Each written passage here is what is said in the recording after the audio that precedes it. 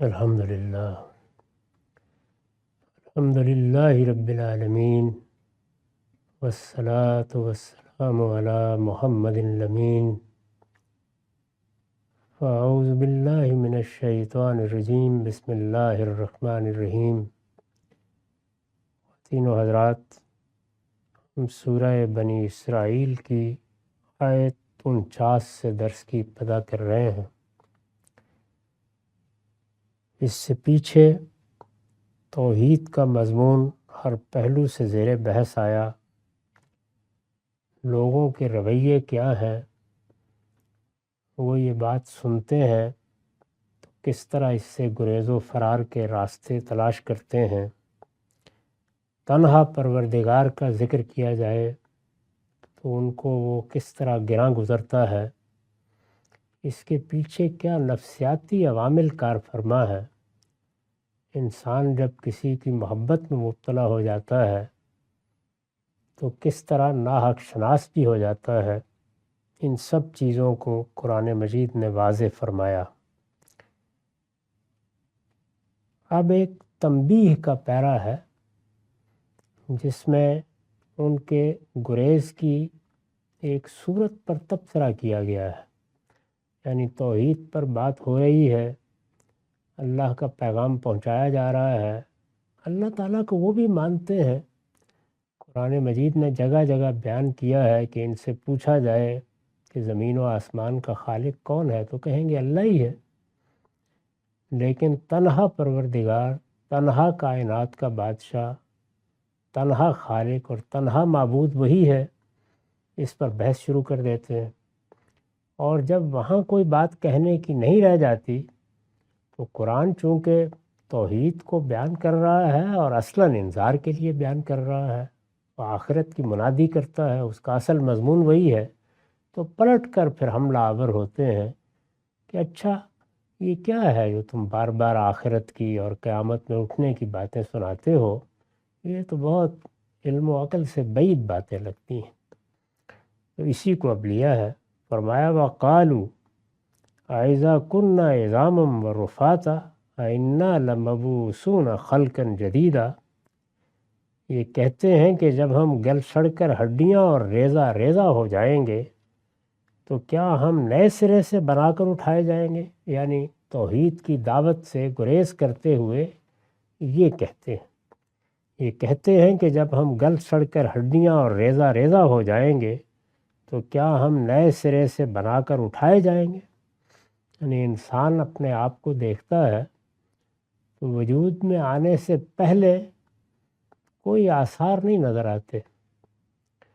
انسان جب پیدا ہوتا ہے تو اس وقت بھی جن اجزاء سے اس کی وجود پذیری ہوتی ہے ان میں ادنا درجے میں کہیں حیات، شعور کا کوئی نام و نشان نہیں ملتا۔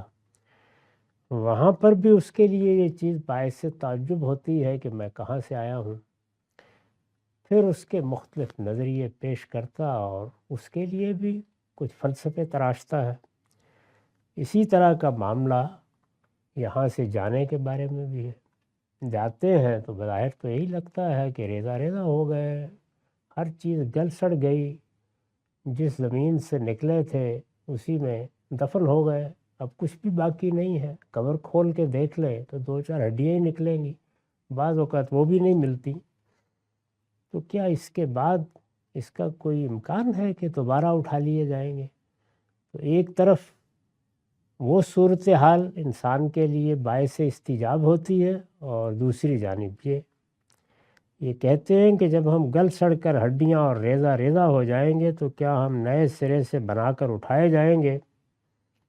قرآن مجید نے اس کا جواب دیا ہے اور کیا خوبصورت جواب دیا ہے۔ قُلْ كُونُوا حِجَارَةً أَوْ حَدِيدًا أَوْ خَلْقًا مِّمَّا يَكْبُرُ فِي صُدُورِكُمْ فَسَيَقُولُونَ مَن يُعِيدُنَا قُلِ الَّذِي فَطَرَكُمْ أَوَّلَ مَرَّةٍ۔ کہہ دو کہ تم پتھر یا لوہا ہو جاؤ یا کوئی اور چیز، یعنی یہ کیا ہے، ہڈیاں ریزہ ریزہ ہو گئیں، ذرے ذرے میں بکھر گئے، اس سے بھی زیادہ کوئی سخت چیز بن جاؤ جس کے بارے میں یہ تصور کرنا مشکل ہو کہ وہ زندگی کو قبول کر سکے گی۔ لوٹا تو ہم دیں گے، یعنی یہ ہمارے لیے کچھ بھی مشکل نہیں ہے۔ تو اس لیے یہ کیا استبعاد ظاہر کر رہے ہو؟ جیسے کہ دوسرے موقعوں پر فرمایا ہے کہ جب تمہیں عدم سے وجود پذیر کرنے میں کوئی دقت نہیں ہوئی تو نقش ثانی تو کبھی مشکل ہوتا ہی نہیں ہے، اس میں تعجب کس بات پر؟ کہہ دو کہ تم پتھر یا لوہا ہو جاؤ یا کوئی اور چیز جو تمہارے خیال میں ان سے بھی زیادہ مشکل ہو کہ زندگی کو قبول کر سکے، پھر بھی یعنی تب بھی اٹھا لیں گے، ان میں سے کچھ بھی مشکل نہیں ہے۔ استبعاد اپنے حوالے سے ظاہر کر رہے ہو، تمہارے لیے کوئی چیز مشکل بھی ہو سکتی ہے اور ناممکن بھی ہو سکتی ہے، اس کائنات کے خالق کے لیے کچھ بھی مشکل نہیں۔ فرمایا کہ فَسَيَقُولُونَ مَن يُعِيدُنَا، یہ جواب دیا جائے تو پلٹ کر کہیں گے ہمیں کون لوٹائے گا؟ قُلِ الَّذِي فَطَرَكُمْ أَوَّلَ مَرَّةٍ، کہہ دو کہ وہی جس نے پہلی بار تمہیں پیدا کیا تھا، یعنی اصلی مقدمہ تو وہی کا وہی ہے۔ اگر پیدا کرنے والے کو مان رہے ہو تو پھر دوبارہ اٹھانے والے کے بارے میں علم و عقل کی روح سے کوئی بحث نہیں کی جا سکتی۔ پہلے مقدمے پر گفتگو ہو سکتی ہے، اس میں کوئی رائے دینی ہے تو دو، بحث کرنی ہے تو کرو، لیکن جب یہ مان لیا کہ اس کائنات کا ایک خالق ہے اور میرا اور آپ کا بھی ایک خالق ہے اور وہ ہمیں وجود میں لایا ہے، تو اس خبر کے بارے میں پھر کوئی عقلی استبعاد نہیں پیدا کیا جا سکتا کہ وہی ایک دن ہمیں دوبارہ اٹھا دے۔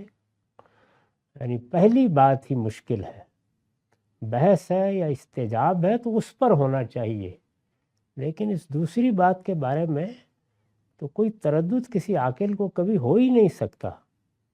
یہ خبر اگر اللہ کی طرف سے دے دی گئی ہے اور وعدہ کر لیا گیا ہے تو پورا ہو جائے گا، اس میں اللہ کو کچھ مشکل نہیں پیش آئے گی۔ دیکھیے اسی سہولت کے ساتھ جواب دیا ہے، قُلِ الَّذِي فَطَرَكُمْ أَوَّلَ مَرَّةٍ، یعنی کیا پوچھتے ہو کہ کون دوبارہ پیدا کرے گا، کون مرنے کے بعد اٹھائے گا، کون ہڈیوں کے ریزہ ریزہ ہونے کے بعد پھر ان میں روح پھونک دے گا؟ تم لوہا یا لکڑی ہو جاؤ یا پتھر ہو جاؤ پھر بھی تمہیں وہاں سے نکال کھڑا کرے گا۔ یہ پوچھتے ہو کہ کون، تو سنو وہی جس نے پہلی مرتبہ پیدا کیا تھا۔ جب پہلی مرتبہ پیدا کیا تھا اور اس کو کچھ مشکل پیش نہیں آئی تو اب کیا کہتے ہو؟ ارشاد فرمایا کہ جب اس استدلال کے سامنے بے بس ہو جائیں گے تو فَسَيُنْغِضُونَ إِلَيْكَ رُءُوسَهُمْ وَيَقُولُونَ مَتَىٰ هُوَ، پھر وہ مذاق اڑانے کے انداز میں تمہارے آگے اپنے سر ہلائیں گے اور پوچھیں گے کہ اچھا یہ ہوگا کب؟ یہ دیکھیے کس طرح ایک ترتیب تدریج کے ساتھ انسان جب صحیح جگہ پر نہ کھڑا ہو تو وہ گریز و فرار کی راہیں کیسے تلاش کرتا ہے، اس کی تصویر کھینچ دی ہے یہاں پہ۔ اگر ان آیات کو آپ شروع سے پڑھیں تو دیکھیں کہاں سے بات شروع ہوئی ہے۔ یہ کہتے ہیں کہ جب ہم گل سڑ کر ہڈیاں اور ریزہ ریزہ ہو جائیں گے تو کیا ہم نئے سرے سے بنا کر اٹھائے جائیں گے؟ یعنی پہلے یہ مسئلہ پیش کیا ہے، کہہ دو کہ تم پتھر یا لوہا ہو جاؤ یا کوئی اور چیز جو تمہارے خیال میں ان سے بھی زیادہ مشکل ہو کہ زندگی کو قبول کر سکے، پھر بھی اٹھا دیں گے ہم۔ اس پر وہ کہیں گے ہمیں کون لوٹائے گا؟ کہہ دو کہ وہی جس نے پہلی بار تمہیں پیدا کیا تھا۔ پھر وہ مذاق اڑانے کے انداز میں تمہارے آگے اپنے سر ہلائیں گے اور پوچھیں گے اچھا یہ کب ہوگا؟ چلے مان لیا، اب وقت بھی بتا دیجیے کب اٹھایا جائے گا، تو چلے ہم پھر غور کریں گے۔ وَيَقُولُونَ مَتَىٰ هُوَ قُلْ عَسَىٰ أَن يَكُونَ قَرِيبًا، کہہ دو کہ عجب نہیں اس کا وقت قریب ہی آ پہنچا۔ یعنی کیا پوچھتے ہو اور کون سے وقت کی تعین کرانا چاہتے ہو؟ ڈرو اس سے، نہیں کہا جا سکتا کہ یہ کب تمہارے دروازے پر آ کے دستک دے دے۔ کہہ دو کہ عجب نہیں اس کا وقت قریب ہی آ پہنچا ہو۔ قُلْ عَسَىٰ أَن يَكُونَ قَرِيبًا يَوْمَ يَدْعُوكُمْ فَتَسْتَجِيبُونَ بِحَمْدِهِ وَتَظُنُّونَ إِن لَّبِثْتُمْ إِلَّا قَلِيلًا، یاد رکھو جس دن خدا تمہیں پکارے گا، یعنی انہی قبروں کے اندر سے جب آواز دی جائے گی کہ اٹھ کے آ جاؤ، جس دن خدا تمہیں پکارے گا تو اس کی حمد کرتے ہوئے تم اس کے حکم کی تعمیل کرو گے۔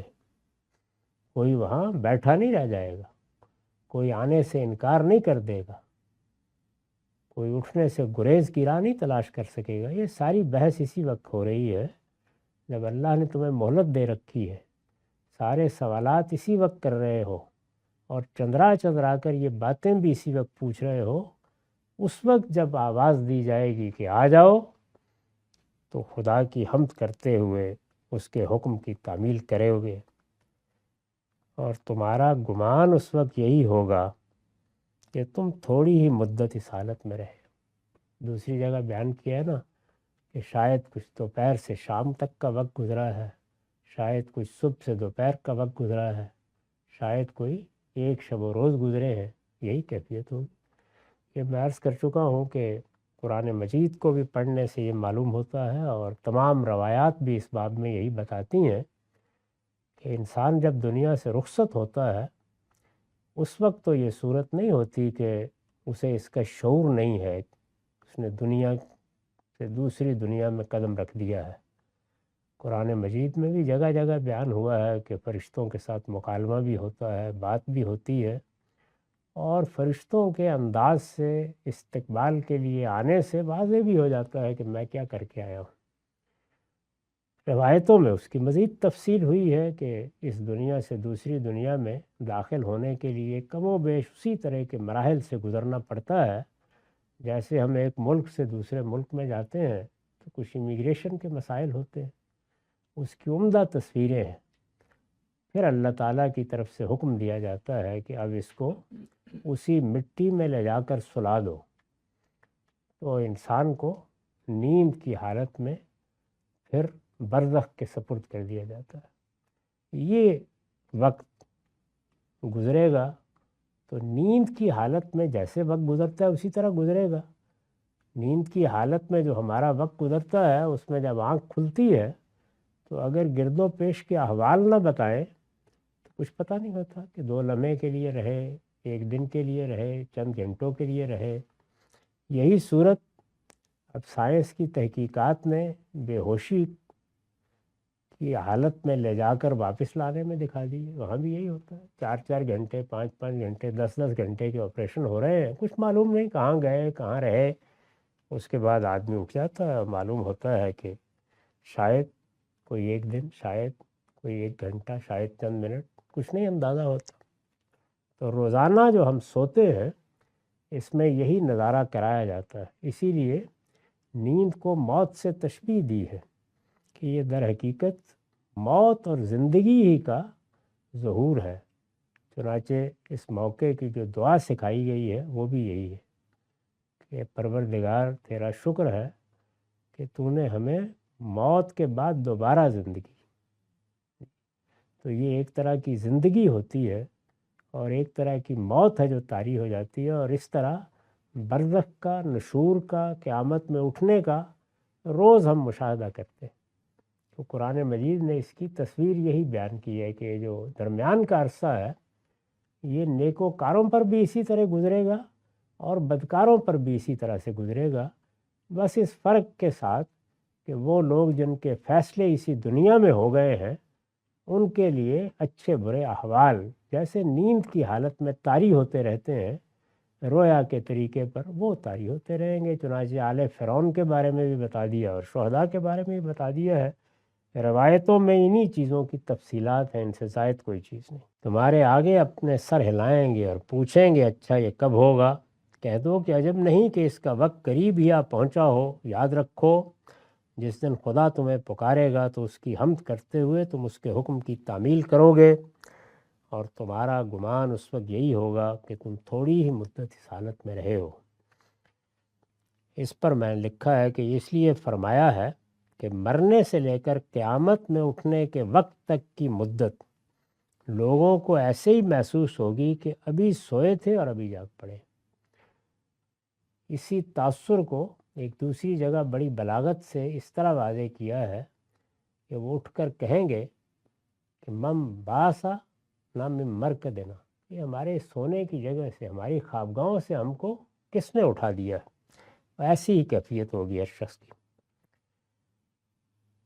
ارشاد ہوا وَقُلْ لِعِبَادِي یقول التی ہے احسن، یعنی جب مکالمہ یہاں تک پہنچ گیا تو اب اللہ کے ماننے والے بھی موجود ہیں سامنے، ان کی طرف التفات فرمایا اور ان کو خطاب کر کے کہا کہ تم میرے بندوں کو سمجھا دو اے پیغمبر کہ ان کے جواب میں وہی بات کہیں جو بہتر ہو۔ یعنی یہ تو اب گریز، فرار، کٹ حجتی، ہٹ دھرمی، ہر طرح کے معاملات کر گزریں گے، لیکن جواب میں آستین چڑھانے کی ضرورت نہیں ہے، وہی بات کہنی چاہیے جو بہتر ہو۔ یہ قرآن نے جگہ جگہ تلقین کی ہے کہ دین کی دعوت حکمت کے ساتھ دینی چاہیے، جواب ضرور دینا چاہیے، اعتراض ہوا ہے تو رفع کرنا چاہیے، اشکال پیش کیا گیا ہے تو دور کرنا چاہیے، لیکن بہتر اسلوب میں۔ وَجَادِلْهُمْ بِالَّتِي هِيَ أَحْسَنُ، اچھے اسلوب میں، چڑھ دوڑنے کے لیے نہیں، دھونس جمانے کے لیے نہیں، شکست دینے کے لیے نہیں، دوسروں کو خاموش کر دینے کے لیے نہیں، حکمت اور دانائی کے ساتھ اپنی بات کہنی چاہیے، اور جواب دینا ہے تو نہ اس میں کوئی الزام تراشی ہونی چاہیے، نہ الزامی جواب کے طریقے پر ایسی باتیں کہنی چاہیے جو شائستگی کے خلاف ہو۔ اللہ تعالیٰ نے ہر چیز کے لیے انسان کے اندر ایک حادثہ اخلاقی رکھ کر اس کو بتایا ہے کہ تم کسی شعبے میں، کسی معاملے میں، کسی چیز میں بھی کوئی رائے دو یا عمل کرو، اس کا ایک ضابطہ اخلاق ہر حال میں ہو، اس کی خلاف ورزی کسی کو نہیں کرنی چاہیے۔ ہمارے ہاں بھی لوگوں کو بتانے اور سمجھانے کے لیے کہا جاتا ہے کہ ہر جگہ ایک پروفیشنل ایتھکس ہوتی ہے، تو وہ تو ظاہر بات ہے کہ افادیت کے فلسفے پر مبنی ہے، لیکن ہمارے دین میں تو یہ خدا کی خوشنودی کا لازمی تقاضا ہے۔ اس نے ہمارے اندر یہ حادثہ اخلاقی رکھا ہے تو گویا اپنی ذات کا ایک پرتو رکھ دیا ہے کہ جس طرح میں بات کرتا ہوں اور جس طرح میں سمجھاتا ہوں اور جس طرح میں لوگوں کے دلوں میں اترتا ہوں، تم بھی اسی طرح کا بلیغ اسلوب اختیار کرو اور اپنی بات استدلال کے ساتھ کہو۔ استدلال ہے جس کو فتح یاب ہونا ہے، مذہب کی دعوت کی بنیاد استدلال ہے اور ہمیشہ استدلال ہی رہے گا۔ اس سے آگے جب بات پہنچتی ہے تو پھر مہلت ختم ہو جاتی ہے، وہ جزا و سزا کا مرحلہ ہے، کبھی کبھی اس دنیا میں بھی آتا ہے اور سب کے لیے آخرت میں آئے گا، لیکن آخرت کے فیصلے کرنا، لوگوں پر حکم لگانا، ان کے دین و ایمان کے بارے میں کوئی تبصرہ کرنا، یہ ہمارا کام نہیں ہے، یعنی ہمارا دائرہ اختیار ہی نہیں ہے۔ ہمیں تو یہ بتانا ہے کہ تم خدا کے بندے ہو تو اس کے تقاضے یہ ہیں، تم نے اللہ کا دین قبول کر کے اپنے آپ کو مسلمان قرار دے لیا ہے، تو جو تم زبان سے کہہ رہے ہو ہم اس کے تقاضے تمہیں بتا رہے ہیں۔ ہماری ساری گفتگو، ہماری ساری دعوت کی بنیاد یہی ہے، پورا قرآن اسی کو بیان کرتا ہے۔ اللہ تعالیٰ کب کسی کے بارے میں کوئی فیصلہ کریں گے، اب تو یہ بتا دیا گیا ہے کہ یہ فیصلہ قیامت ہی میں ہونا ہے، لیکن جب اللہ اپنے پیغمبر بھیجتا تھا تو یہ فیصلے دنیا میں بھی ہوتے رہے ہیں، لیکن وہ خدا کے فیصلے ہیں، وہ میرے اور آپ کے فیصلے نہیں ہیں، نہ میرے دائرہ اختیار کی چیز ہے نہ آپ کے دائرہ اختیار کی چیز ہے۔ تو اس کو بہت اچھی طرح سمجھ لینا چاہیے۔ چنانچہ یہ فرمایا ہے کہ کل عبادی یقول التی ہے احسن، تم میرے بندوں کو سمجھا دو اے پیغمبر کہ ان کے جواب میں وہی بات کہیں جو بہتر۔ کبھی نہ اپنی زبان خراب کریں، نہ حدود سے تجاوز کریں، نہ حکم لگائیں، بس اپنی بات کی وضاحت کریں۔ اوپر بڑی عمدہ مثال دی ہے، یعنی انہوں نے ایک بات کہی، جواب میں وضاحت کر دی، دوسری بات اسی پر کہی، حالانکہ بالکل کٹ حجتی ہے، اس کی وضاحت کر دی، یہاں تک کہ بات وہاں پہنچ گئی کہ جہاں وہ مذاق اڑانے کے انداز میں سر ہلاتے ہوئے کہہ رہے ہیں اور پوچھ رہے ہیں کہ اچھا یہ بتائیے یہ آپ کی قیامت کہاں لنگر انداز ہوئی ہے، کب آئے گی؟ تو جواب میں کہا عجب نہیں، اس کا وقت قریب ہی آ لگا ہو۔ تو یہ بتایا گیا کہ دین کی دعوت اس طرح دی جاتی ہے، اور اسی پر پھر آگے تفریح کرتے ہوئے یہ بات کہی کہ وہی بات کہو جو بہتر ہے۔ اس پر میں نے حاشیہ لکھا ہے، مطلب یہ ہے کہ یہ جو مثالیں چاہیں چست کریں اور طنز و تاریض کے جو تیر چاہیں چلائیں، تمہیں ان کے جواب میں کوئی ایسی بات نہیں کہنی چاہیے جو خلاف حق ہو یا جس میں حدود سے تجاوز ہو جائے، یعنی نہ خلاف حق بات۔ فرمائیں گے کہ کیوں کہے گا خلاف حق؟ یہ حقیقت ہے کہ جس وقت بحث پر کوئی شخص اتر آئے تو پھر بہت سی خلاف حق باتیں بھی کہہ دیتا۔ یہ بحث ایسی چیز ہے کہ کبھی اس کے مناظر دیکھنے ہوں تو مذہبی مناظروں میں دیکھیے، یعنی خلاف حق باتیں ہی کہی جاتی ہیں۔ ایک تو لب و لہجہ ہے، تو دونوں کے بارے میں تنبیہ فرمائی، یعنی بات خلاف حق بھی نہیں ہونی چاہیے اور انداز بھی ایسا نہیں ہونا چاہیے جس میں حدود سے تجاوز ہو رہا ہو، دونوں چیزوں کا لحاظ کر کے۔ اب یہ فرمایا کہ یہ کیوں تلقین کی جا رہی ہے تمہیں اس موقع پر؟ فرمایا اس لیے کہ ان الشیطان ینزغ بینہم، اس لیے کہ یہ شیطان ہے جو بحث کی گرما گرمی میں ان کے درمیان فساد کی اکساہٹ پیدا کرتا ہے۔ یعنی جس وقت بحث ہو رہی ہوتی ہے اور استدلال کیا جا رہا ہوتا ہے تو تھوڑی ہی دیر میں شیطان بھی وہاں آ کے یہ اکساہٹ پیدا کرتا ہے کہ اب آستینیں چڑھنی چاہیے، اب طبیعت درست کرنی چاہیے، اب گھر پہنچانا چاہیے۔ یہ حقیقت ہے کہ انسان اگر اپنا بیلاگ تجزیہ کرے تو یہ چیز پیدا ہو جاتی ہے اور وہ خود محسوس کرتا ہے کہ شیطان آ گیا ہے۔ تو فرمایا کہ یہ آئے گا اور یہ سمجھ لو کہ یہی وہ جگہ ہے کہ جہاں تم دین حق کی دعوت دیتے دیتے اپنے لیے بہت سے گڑھے کھود لو، اس لیے اس سے بچ کر رہو۔ تم میرے بندوں کو سمجھا دو اے پیغمبر کہ ان کے جواب میں وہی بات کہیں جو بہتر ہو، اس لیے کہ یہ شیطان ہے جو بحث کی گرما گرمی میں ان کے درمیان فساد کی اکساہٹ پیدا کرتا ہے۔ ینزغ بینہم، یہ نزغ کیا ہے؟ یعنی اس طرح کی اکساہٹ پیدا کرنا، اس طرح سے ابھار دینا کسی کو کہ وہ حدود سے تجاوز کر جائے، آمادہ فساد ہو جائے۔ تو فرمایا وہ یہی کرتا ہے۔ ان الشیطان کان للانسان عدوا مبینا، حقیقت یہ ہے کہ شیطان انسان کا کھلا دشمن ہے۔ اس سے یہ بھی معلوم ہوا کہ جس وقت انسان کی انا پر چوٹ پڑتی ہے، بحث کیا کرتی ہے؟ یہی کرتی ہے، یعنی جیسے ہی کوئی اختلاف ہوا تھوڑی دیر کے بعد انسان محسوس کرتا ہے کہ میں ہار رہا ہوں، یہ مجھے شکست ہو رہی ہے، یہ میری بات ہے تو بڑی مضبوط لیکن یہ کہ دوسرا آدمی نہیں سمجھ رہا۔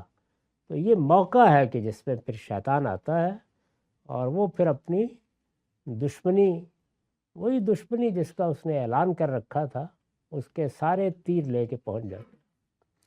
پھر اس کی کوشش یہی ہوتی ہے کہ اچھی سے اچھی بات کو بھی اپنی اکساہٹ سے فساد میں تبدیل کر دے۔ کھلا دشمن ہے، فرمایا کہ اس کے بارے میں متنبہ رہا کرو۔ بحث کی گرما گرمی میں اس کو آنا ہی ہے ہر حال میں، یہ رکے گا نہیں، کیونکہ یہی تو موقع ہوتا ہے جس میں ساری بساط الٹ دی جا سکتی ہے۔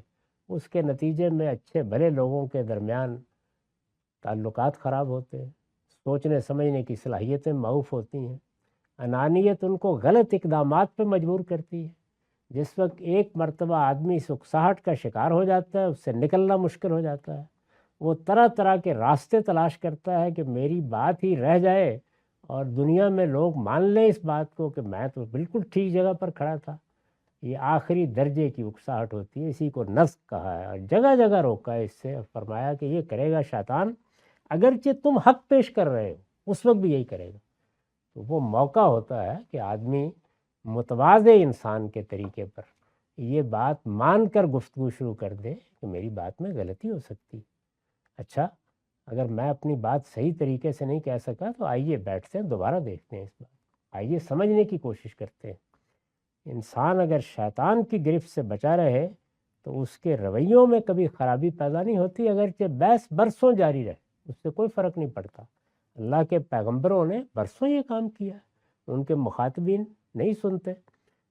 تاہم جس وقت یہ صورت نہ رہے اور انسان اپنے جذبات کی گرمی کا اظہار شروع کر دے اور جس وقت بات حدود سے متجاوز ہو جائے اور یہاں شخصیات فیصلہ کن ہو جائیں اور انسان پھر مختلف چیزوں کے بارے میں پیشن گوئیاں فرمانا شروع کر دے اور دوسروں پر فتوے لگانا شروع کر دے اور ان کے باطن میں جھانکنا شروع کر دے اور بات کا بتنگڑ بنانا شروع کر دے اور دوسرے سے اس کی بات کی وضاحت طلب کیے بغیر مقدمے قائم کرے اور اپنی بات کے بارے میں یہ خیال کر لے کہ وہ آسمان کی وہی الہام ہے، تو پھر شیطان ہی شیطان ہے، پھر کوئی چیز بھی نہیں روکتی اس کو۔ تو یہ تنبیہ فرمائی ہے اور اس موقع پر فرمائی ہے جب کہ خود اس کائنات کا پروردگار مکالمہ کر رہا ہے۔ پہلے وہ مکالمہ کیا ہے، پھر یہ کہا ہے کہ میرے بندے ہیں، ان کو بھی کرنی ہے بات، ان کے ساتھ بھی کسی مجلس میں بحث ہو جائے گی، انہیں سمجھا دو کہ حدود سے کبھی تجاوز نہ کرے، اس لیے کہ شیطان انسان کا کھلا دشمن ہے۔ ربکم عالم بکم، میرے بندو لوگوں کے لیے جنت اور جہنم کے فیصلے نہ سناؤ، یہ اگلے جملے کا لازمی تقاضا ہے جس کو میں نے کھول دیا۔ میرے بندو لوگوں کے لیے جنت اور جہنم کے فیصلے نہ سناؤ۔ مذہبی لوگوں کے پاس یہی ہوتا ہے، دنیا میں بات کرنی ہے تو کافر ہے، مشرک ہے، فاسق ہے، اور آخرت زیر بحث آنی ہے تو یہ جہنمی ہے، یہ تو جائے گا ہی وہیں۔ میرے بندو لوگوں کے لیے جنت اور جہنم کے فیصلے نہ سناؤ، تمہارا پروردگار تمہیں بھی خوب جانتا ہے، یعنی یہ خدا سے چھپا ہوا نہیں ہے، تم کیا ہو یہ بھی اس کو معلوم ہے۔ اور کیا کہنے ہیں، ربکم عالم بکم ان یشاء یرحمکم او ان یشاء یعذبکم، اگر وہ چاہے گا تو رحم کا مستحق سمجھ کر تم پر رحم فرمائے گا، یا چاہے گا تو عذاب کا مستحق سمجھ کر تمہیں عذاب دے گا۔ یہ دیکھیے ان کو نہیں کہا، یعنی سب سے پہلے اپنی حیثیت متعین کرو، لوگوں کے بارے میں فیصلے کرنے سے پہلے تمہیں خود تشویش ہونی چاہیے کہ تمہارے ساتھ کیا معاملہ ہو سکتا ہے۔ اگر رحم کے مستحق ہوگے تو رحم ہوگا، ان فصیح و بلیغ تقریروں کے نتیجے میں رحم نہیں ہو جائے گا، اور اگر عذاب کے مستحق ہوگے تو وہ چھوڑے گا نہیں کہ تم اس کا پیغام پہنچا رہے تھے، وہاں فیصلے کسی اور بنیاد پر ہونے ہیں، تو اس لیے لوگوں کے لیے یہ فیصلے نہ سنایا کر۔ اس پر میں نے حاشیہ لکھا ہے، یہ تنبیہ فرمائی ہے کہ تم بھی خدا کے رحم و کرم پر، یعنی ایسا نہیں ہے کہ تمہارے ہاتھ میں کوئی فارغ خطی لکھ کر دے دی گئی ہے، تمہیں کہہ دیا گیا ہے کہ تمہارے لیے تو جنت ہی جنت ہے، تم بھی خدا کے رحم و کرم پر ہو، لہٰذا دعوت دو، تمہارا دائرہ عمل یہی ہے، تم اپنے اس دائرے سے گزر کر خدا کے دائرے میں داخل ہونے کی کوشش نہ کرو۔ تمہارا دائرہ کیا ہے؟ پیغام پہنچانا، استدلال سے بات کرنا۔ خدا کا دائرہ کہاں سے شروع ہوتا ہے؟ وہ فیصلہ کرے گا، وہ قاضی ہے، فیصلہ اس کو کرنا ہے، وہ فیصلہ سنائے گا، دنیا میں بھی سناتا رہا ہے، آخرت میں بھی سنائے گا۔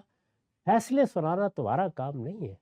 ایک مرتبہ اپنے حدود سے تجاوز کر گئے تو کبھی پھر اپنے ہی بنائے ہوئے جال سے نکل نہیں سکو، ہر قدم اس میں مزید پھنساتا چلا جائے گا اور کچھ حاصل نہیں ہوگا۔ تو تم ہمیشہ دعوت میں بھی، دین کی خدمت کے موقع پر بھی، اللہ کا پیغام پہنچاتے ہوئے بھی اپنے حدود کا خیال رکھو۔ تمہارا کام صرف اتنا ہے، اس سے آگے تمہارے حدود ختم ہو جاتے ہیں، وہاں سے اس پروردگار کے حدود شروع ہوتے ہیں۔ پھر ایک مقدر جملہ میں نے نکالا، تمہارا کام بھی یہی ہے، یعنی یہی دعوت دینا، پیغام پہنچانا، استدلال سے بات، تمہارا کام بھی یہی ہے، پیغمبر کے انہیں دعوت پہنچا دو۔ وَمَا أَرْسَلْنَاكَ عَلَيْهِمْ وَكِيلًا، ہم نے تم کو ان کا ذمہ دار بنا کر نہیں بھیجا۔ یہ قرآن مجید کا اسلوب ہے، اس کو جب تک کھولا نہ جائے، یعنی اس میں ایک جملہ ایسا ہوتا ہے کہ جس کا ایک مقدر یا مقابل کا جملہ حذف ہو جاتا ہے، وہ یہاں بہت ہوئے ہیں۔ تو فرمایا ہے کہ میرے بندو لوگوں کے لیے جنت اور جہنم کے فیصلے نہ سناؤ، تمہارا پروردگار تمہیں بھی خوب جانتا ہے، اگر وہ چاہے گا تو رحم کا مستحق سمجھ کر تم پر رحم فرمائے گا، یا چاہے گا تو عذاب کا مستحق سمجھ کر تمہیں عذاب دے گا۔ تمہارا کام بھی یہی ہے، پیغمبر کے انہیں دعوت پہنچا دو، ہم نے تم کو ان کا ذمہ دار بنا کر نہیں بھیجا، یعنی تم کوئی داروغے نہیں ہو، تمہارے اوپر یہ ذمہ داری ڈالی نہیں گئی۔ وَمَا أَرْسَلْنَاكَ عَلَيْهِمْ وَكِيلًا وَرَبُّكَ أَعْلَمُ بِمَنْ فِي السَّمَاوَاتِ وَالْأَرْضِ وَلَقَدْ فَضَّلْنَا بَعْضَ النَّبِيِّينَ عَلَىٰ بَعْضٍ وَآتَيْنَا دَاوُودَ زَبُورًا۔ اس کے بعد مذہبی بحث میں پھر آگے کیا ہوتا ہے؟ افراد اور شخصیات کی فضیلت کی بحث شروع ہو جاتی ہے۔ یعنی جیسے ہی بحث استدلال کے دائرے سے نکلتی ہے تو پھر اصل میں جیسے میں نے پچھلی نشست میں بھی کہا تھا، پھر فضیلتیں، افراد، ان کی حیثیتیں وہ زیر بحث آتی ہیں۔ دیکھیے وہیں سے بات کو پھر آگے بڑھا دیا۔ اسی طرح فضیلت کی بحث میں بھی الجھنے کی ضرورت نہیں ہے۔ زمین اور آسمانوں میں جو بھی ہیں تمہارا پروردگار انہیں خوب جانتا ہے کہ کس کا درجہ کیا ہے۔ حقیقت یہ ہے کہ بعض پیغمبروں کو ہم نے بعض پر فضیلت دی ہے، اور یہ بھی حقیقت ہے کہ داؤد کو ہم نے زبور عطا فرمائی تھی۔ یعنی یہ سب چیزیں اپنی جگہ ہیں، لیکن یہ حق و باطل کا فیصلہ نہیں کرتی، وہ تو دعوت استدلال ہی سے ہر حال میں ہونا ہے۔ تو یہاں تنبیہ کی ہے کہ یعنی اگر تمہیں قرآن جیسا شاہپارہ علم و ادب عطا فرمایا ہے تو اس سے پہلے اپنے پیغمبر داؤد کو بھی ہم نے ایک بے مثال مزبور عطا فرمایا تھا، جس کے الفاظ دلوں پر شبنم بن کر برستے تھے، اور داؤد جب اسے پڑھتے تھے تو اس کی تاثیر سے زمین کے پہاڑ اور فضا کے پرندے سب ان سے ہم آہنگ ہو کر خدا کی حمد و ثنا کے لیے نغمہ سرا ہو جاتے تھے۔ تو اس لیے قرآن جیسی کتاب کے بارے میں بھی کہ ہم کو مل گئی ہے، یہ چیز تمہارے اندر نہ پیدا ہونے پائے کہ تمہیں کوئی بہت غیر معمولی فضیلت حاصل ہو گئی ہے، یہ اس سے پہلوں کو بھی ملتی نہیں۔ اقول و قولی ھذا واستغفر اللہ لی ولکم ولسائر المسلمین۔